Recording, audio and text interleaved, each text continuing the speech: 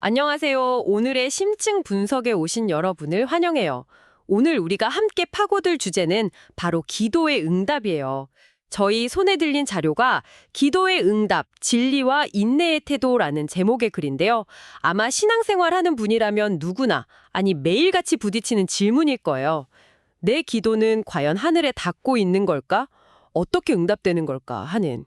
그렇죠. 정말 핵심적인 질문이죠. 그래서 오늘 저희의 목표는 아주 명확해요. 역대하, 요한이서, 하박국, 그리고 누가복음. 이 서로 다른 네 개의 성경 본문을 나침반 삼아서 기도 응답이라는 바다를 한번 항해해 보는 거죠. 응답의 다양한 모습은 물론이고요. 그 응답을 받기 위해 우리는 어떤 자세를 가져야 하는지 깊이 있게 탐구해 보려고 해요. 그게 바로 핵심이죠. 그리고 오늘 자료는 그 답이 결코 하나가 아니라고 말하고 있어요. 사실 우리가 흔히 생각하는 응답이라는 단어 자체를 다시 생각하게 만들거든요. 기도는 동전을 넣으면 음료수가 나오는 자판기가 아니잖아요. 오늘 자료가 보여주는 건 기도가 하나님의 주권적인 계획, 우리의 신실한 태도, 그리고 때로는 고통스러운 인내가 맞물려 돌아가는 하나의 거대한 톱니바퀴 같다는 거예요. 와, 기도가 톱니바퀴 같다니. 비유가 흥미로운데요? 네, 이 네 개의 본문은 그 톱니바퀴의 각기 다른 부분을 비춰줘요. 이 조각들을 다 맞춰보면 기도에 대한 훨씬 입체적인 그림을 그리실 수 있을 겁니다. 좋습니다. 그럼 첫 번째 톱니바퀴부터 한번 맞춰볼까요? 역대하 7장으로 바로 들어가 보죠. 이건 정말 뭐랄까 영화의 한 장면 같아요. 맞아요. 가장 극적인 사례죠. 네, 우리가 상상할 수 있는 가장 압도적인 기도 응답의 사례잖아요. 솔로몬 왕이 성전 봉헌식을 마치고 백성 전체를 위해 기도했을 때 벌어진 일이죠. 자료에 묘사된 장면을 상상만 해도 소름이 돋네요. 솔로몬이 기도를 마침에 불이 하늘에서부터 내려와서 기도가 끝나기가 무섭게 하늘에서 불이 내려와서 재물을 통째로 삼켜버려요. 와우! 그리고 성전은 여호와의 영광, 그러니까 그 신성한 빛으로 가득 차서 제사장들조차 감히 들어가지 못할 정도였다고 하잖아요. 그 자리에 있던 사람들은 평생 못 잊었을 것 같아요. 내 기도가 눈앞에서 불로 응답받는 경험이라니. 이보다 더 즉각적이고 더 확실한 내가 내 기도를 들었다는 사인이 있을까요? 그렇죠. 정말 강력한 확증이었어요. 여기서 흥미로운 점은 이 사건이 단순한 기적 쇼가 아니라는 거예요. 자료가 지적하듯이 하늘에서 내려온 불은 하나님의 임재, 즉 내가 너희와 함께 있다는 선언이자 그 기도를 기쁘게 받으셨다는 수락의 도장이었던 거죠. 아, 단순한 기적이 아니라 어떤 상징적인 의미가 있었군요. 네, 아주 중요한. 그리고 더 중요한 건 이 기도가 하나님 저 부자 되게 해주세요 같은 개인적인 소원이 아니었다는 점이에요. 아, 이건 한 나라의 리더가 온 백성을 대표해서 과거의 죄를 고백하고 미래에 닥칠지 모를 고난까지 내다보며 드린 공적인 기도에 대한 응답이었거든요. 기도의 스케일 자체가 달랐군요. 개인의 필요를 넘어선 공동체를 위한 기도에 대한 응답. 바로 그거예요. 그래서 자료의 핵심은 이겁니다. 이런 극적인 응답은 단순히 우리를 놀라게 하려는 목적이 아니라 하나님이 정말 살아계시고 우리 역사와 공동체에 개입하신다는 걸 우리 눈으로 보고 믿게 하려는 강력한 확증의 역할을 한다는 거죠. 솔로몬의 경우는 영화 같네요. 하늘에서 불이 떨어지고. 하지만 솔직히 제 기도 생활이나 대부분 청취자분들 기도 생활은 저렇지 않거든요. 대부분은 기도해도 아무 일도 일어나지 않는 것처럼 보일 때가 많죠. 맞아요. 현실은 좀 다르죠. 어쩌면 그래서 다음 자료인 요한이서가 더 현실적으로 다가오는지도 모르겠어요. 거긴 이런 외부의 극적인 현상이 아니라 우리 내면에 대해 이야기하니까요. 네, 맞아요. 이제 초점이 밖에서 안으로, 사건에서 사람으로 옮겨와요. 요한이서 1장은 처음 보면 기도랑 무슨 상관인가 싶을 수 있어요. 교회에 들어온 거짓 교사들을 경계하면서 진리와 사랑 안에서 행하라는 권면이 주된 내용이거든요. 그러니까요. 진실하게 살아라. 서로 사랑해라. 이게 기도응답이랑 어떻게 연결되는 거죠? 오늘 자료가 던지는 가장 중요한 질문 중 하나가 바로 그거예요. 우리는 보통 무엇을 기도하는가에만 집중하는데 이 자료는 누가 기도하는가가 더 중요하다고 말하는 셈이죠. 아, 누가 기도하는 거라. 네, 우리의 삶 자체가 기도의 일부라는 거예요. 그러니까 기도를 하는 것과 기도를 사는 것의 차이랄까요? 정확해요. 자료는 기도가 내 욕심을 채우는 마법 주문이 아니라고 분명히 선을 그어요. 진정한 기도 응답은 우리가 하나님의 뜻 안에 거할 때, 즉 진리와 사랑을 실천하는 삶을 살 때 더 분명하게 나타난다는 거죠. 자료의 해석을 빌리자면 기도 응답은 우리의 뜻대로 되는 것이 아니라 진리와 사랑으로 행함으로써 하나님의 뜻에 합당하게 드리는 기도를 통해 주어진다는 거예요. 내 삶이 하나님의 뜻과 정반대 방향으로 달려가고 있다면 아무리 멋진 말로 기도해도 그건 그냥 공허한 외침일 수 있다는 거죠. 듣고 보니 그렇네요. 내 삶과 기도가 완전히 분리되어 있다면 그 기도가 과연 진실하다고 할 수 있을까 하는 생각이 들어요. 솔로몬의 기도가 하나님이 살아계심을 보여줬다면 요한이서는 우리는 어떻게 살아야 하는가로 기도 응답의 무게중심을 옮기는 셈이네요. 네. 진실하게 사는 것 자체가 이미 기도의 응답을 향한 첫걸음이라는 통찰을 주는 거죠. 좋아요. 진리 안에서 살려고 노력하고 간절히 기도한다고 해보죠. 그런데 많은 분들이 진짜 힘들어하는 지점은 여기서부터일 거예요. 바로 세 번째 자료인 하박국이 다루는 문제인데요. 나는 나름대로 똑바로 살려고 애쓰고 정말 간절히 기도하는데 왜 하나님은 아무 대답도 없이 침묵하시는가? 그야말로 벽에 대고 소리치는 것 같은 기분이죠. 하박국 선지자의 상황이 바로 그랬어요. 네. 그는 사회에 만연한 불의와 폭력을 보면서 하나님께 절규해요. 하나님, 언제까지입니까? 왜 이 악을 보고만 계십니까? 이건 단순한 질문이 아니라 고통에 찬 부르짖음이었죠. 하지만 즉각적인 응답은 오지 않았고 그는 깊은 고뇌에 빠져요. 아마 많은 분들이 이런 영적인 침묵을 경험해 보셨을 거예요. 그 침묵이 때로는 거절보다 더 힘들죠. 맞아요. 차라리 안 되라고 하시면 포기라도 할 텐데 침묵은 희망 고문 같을 때가 있잖아요. 바로 그 지점에서 자료는 기도응답의 또 다른 중요한 측면, 즉 지연의 의미를 설명해요. 하나님은 결국 하박국에게 응답하시지만 우리가 기대하는 방식과는 달라요. 자료가 인용한 하박국 2장 3절 말씀이 핵심이에요. 이 묵시는 정한 때가 있나니 비록 더딜지라도 기다리라. 지체되지 않고 반드시 응하리라. 더딜지 하도 기다리라. 네, 여기서 지연은 거절이 아니에요. 자료는 이걸 우리의 믿음을 단련시키는 과정으로 해석해요. 이건 마치 운동과 같아요.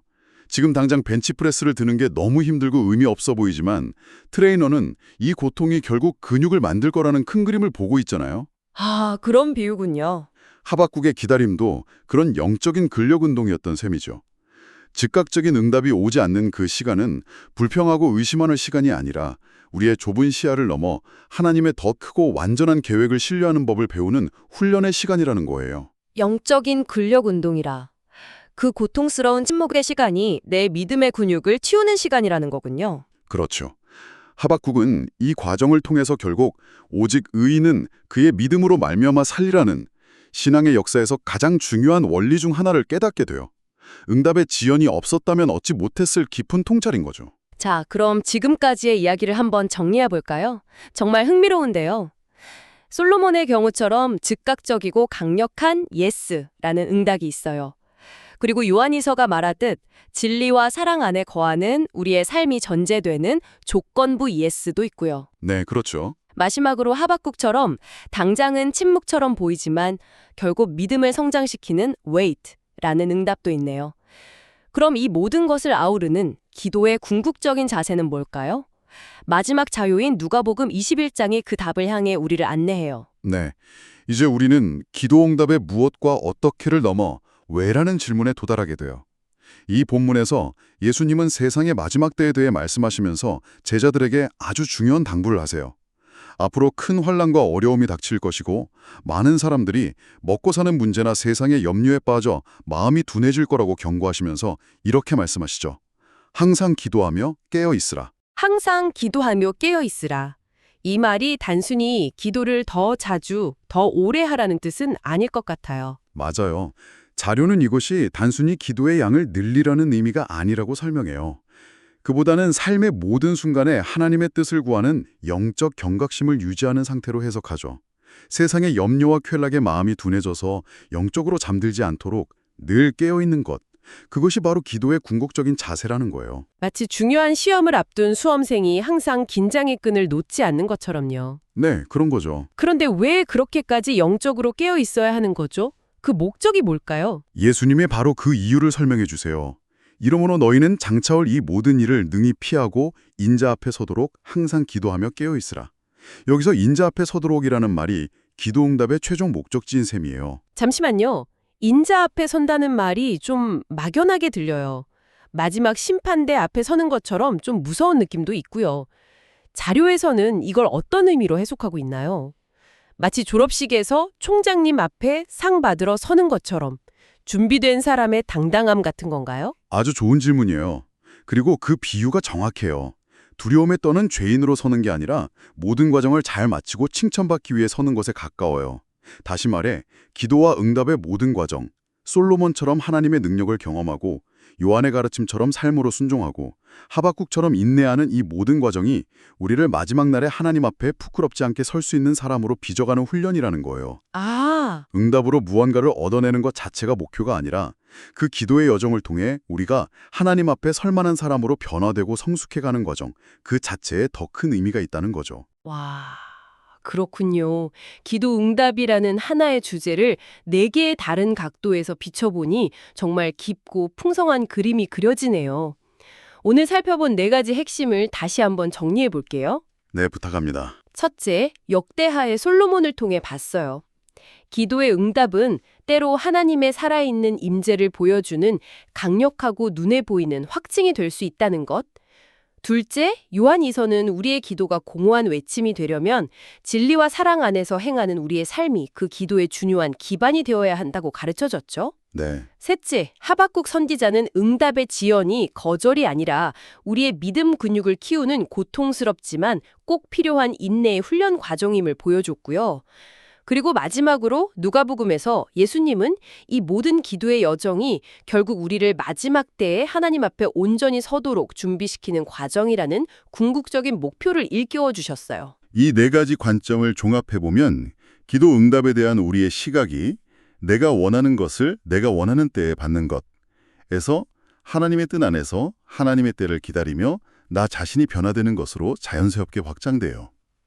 자료는 우리에게 솔로몬처럼 하나님의 능력을 신뢰하고 요한의 권면처럼 순종하며 하박국처럼 인내를 배우고 예수님의 가르침처럼 깨어있기를 축구하고 있는 셈이죠.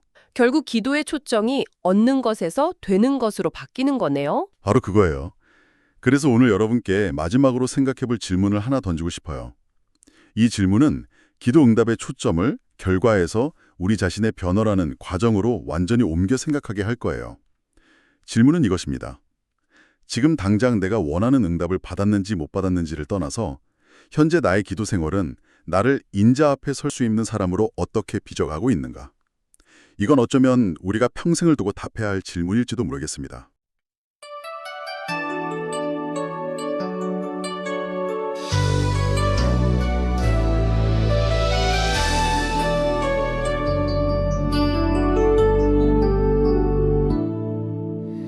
솔로몬의 기도 마치자마자 하늘에서 불이 내려와 번제물을 살랐네. 여호와의 영광이 성전에 가득하니 응답은 능력과 임재로 나타났네. 기도의 응답, 하나님의 약속, 진리와 사랑으로 그분께 나아가 더딜지라도 참고 기다리리. 항상 깨어 주님 앞에 서리라.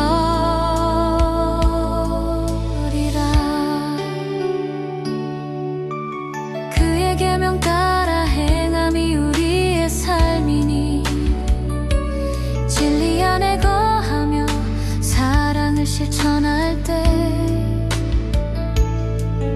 우리의 기도가 주님의 뜻에 합당하여 응답은 더욱 분명하게 주어지네.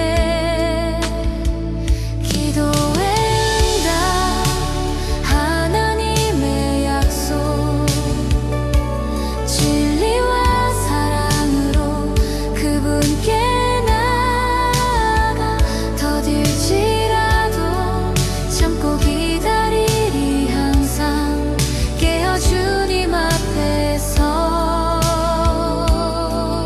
서리라.